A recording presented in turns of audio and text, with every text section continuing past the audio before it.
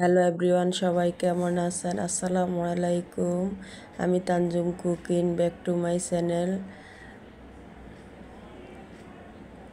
আমি আজকে আপনাদেরকে রান্না করে দেখাবো দারুণ মজার একটি রান্না। একেবারে কাটাকুটার ঝামেলা নেই, কাটাকুটা ছাড়াই কিন্তু রান্নাটা অনেক দ্রুত করা যাবে, অনেক সহজে করা যাবে, খেতেও কিন্তু অনেকটাই টেস্ট হবে। সেই রান্নাটাই আজকে আমি আপনাদেরকে করে দেখাবো। রান্নাটা হলো গরুর মাংস দিয়ে নুনিয়া শাক দিয়ে রান্না।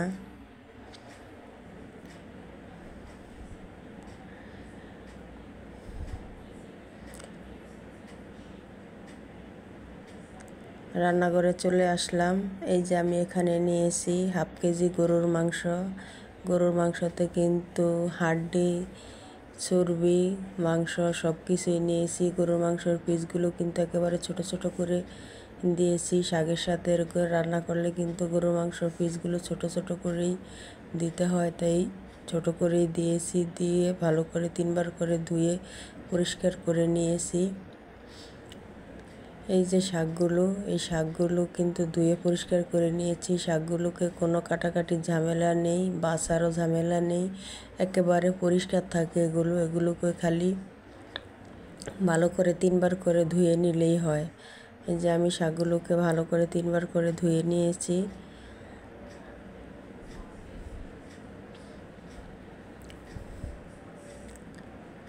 এবার রান্না করতে চলে আসলাম রান্নাঘরে।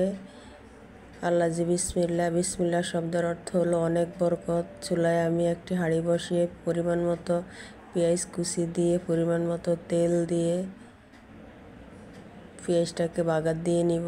পেঁয়াজটা কিন্তু আমার বাগার হয়ে আসছে, পেঁয়াজটা বাদামি কালার হয়ে আসছে।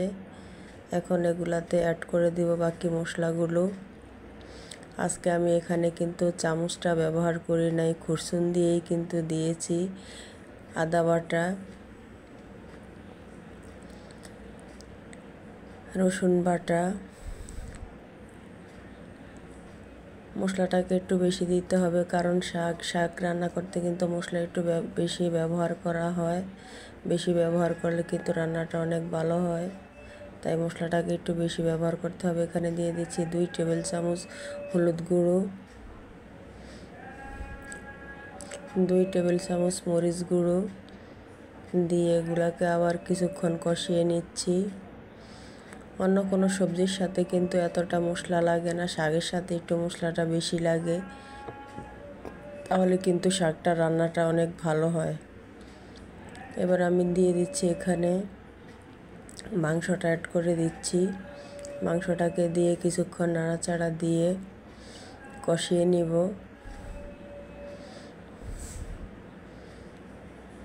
যে যেখান থেকে আমার রান্নাটি দেখছেন, আপনাদের যদি আমার রান্নাটি একটু ভালো লেগে থাকে তাহলে কিন্তু একটি লাইক দিতে ভুলবেন না।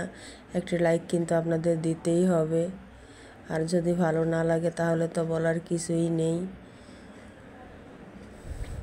এই যে এখন আমি এখানে আবার অ্যাড করে দিচ্ছি 2 টেবিল চামচ জিরার গুঁড়ো। জিরার গুঁড়োটাকে দিয়ে আবার কিছুক্ষণ কষিয়ে নিব। এখানে আমি দিয়েছি 4-5 টুকরা দারচিনি। আমি কিন্তু এখানে এলাচ ব্যবহার করি নাই, কারণ এলাচটা ব্যবহার করলে শাকের সাথে খেতে কিন্তু অনেকটাই ঝামেলা।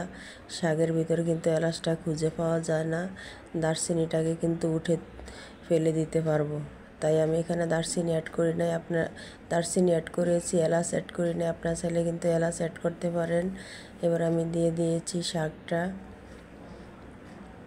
শাকটাকে আল্লাজি বিসমিল্লা করে দিয়ে দিয়েছি। বিসমিল্লার অর্থ হলো অনেক বরকত। আপনি যা কিছু আল্লাজি বিসমিল্লা বলে দিবেন সেটাই কিন্তু আল্লাহর রহমতে অনেক বরকত হয়ে যাবে।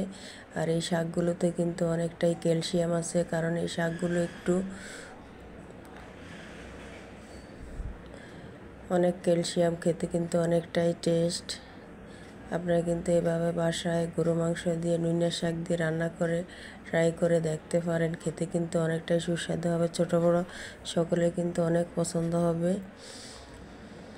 আর এরকম রান্না যদি আপনারা পেতে চান তাহলে আমার চ্যানেলটিকে সাবস্ক্রাইব করে আমার পাশে থাকবেন। আর আপনাদের বন্ধু বান্ধব, আত্মীয় স্বজন যত মানুষ আছে সবার কাছে একটু শেয়ার করে দিবেন আমার রান্নাটি। যে যেখান থেকে দেখছেন সবাই যার যার জায়গা মতো ভালো থাকবেন, সুস্থ থাকবেন, আমি এটাই দোয়া করি। প্রত্যেকটা মানুষ প্রত্যেকটা ফ্যামিলির সাথে থাকবেন। ফ্যামিলিটা হলো নিজের জীবনের জন্য অনেক প্রয়োজনীয় অনেক কিছু। ফ্যামিলিটা বলতে বোঝায় বাবা মা ভাই বোন, এরাই হলো সবচেয়ে বড় দামি ফ্যামিলি। সবাই ভালো থাকবেন, সুস্থ থাকবেন। আল্লাহ হাফেজ।